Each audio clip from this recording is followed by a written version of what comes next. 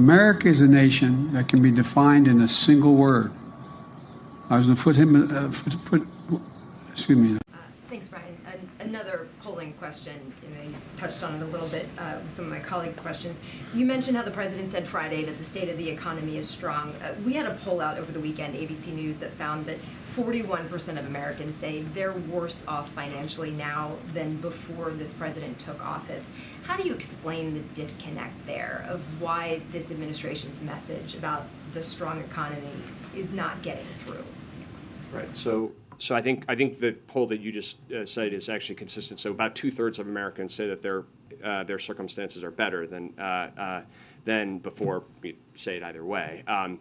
And I think that it is the case that if you look at the kind of key measures of basic economic security, do I have health insurance? Do I have $400 in the bank in case my car breaks down or I have another emergency expense? Am I late or delinquent on a credit card bill? Am I facing foreclosure? If you look at all of those measures, they, on average, American households are in a better position than they were before the pandemic hit. And that's true for the lower income quartiles as well. And so I think that that is in part reflected in the data that you're saying, is that more Americans believe they're in a better economic position in terms of their own balance sheet, their own family balance sheet.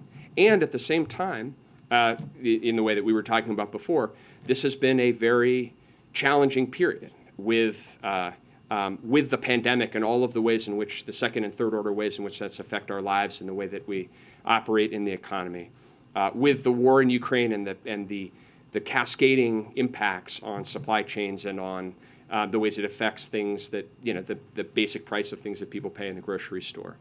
And so for all those reasons, it's understandable that even as personal household circumstances for the majority of people have improved, the anxiety, the economic anxiety is real.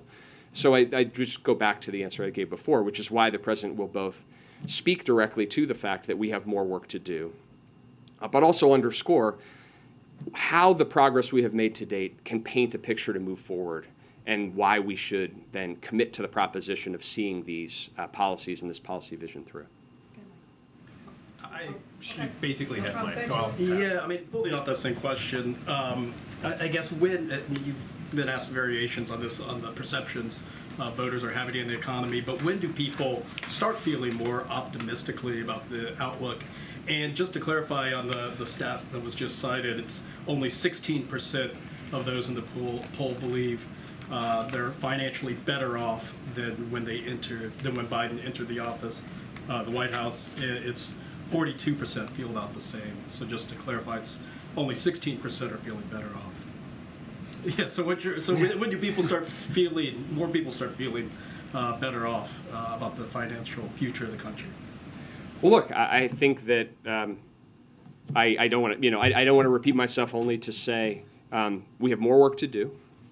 But if you look at the progress that we have made, particularly the recent progress that we have made, with inflation coming down, gas prices coming down, real wages as a result going up, and the labor market opportunities that come from a historically strong job market. Those are all reasons why we should continue down the path of the progress that we have made. Ultimately, the ultimate test of an economic policy and an economic outcome is whether families feel more economic security in their lives. And if you look at numerous measures, as we just discussed, we have come through this recovery, recovering people's economic security historically fast and historically equitable.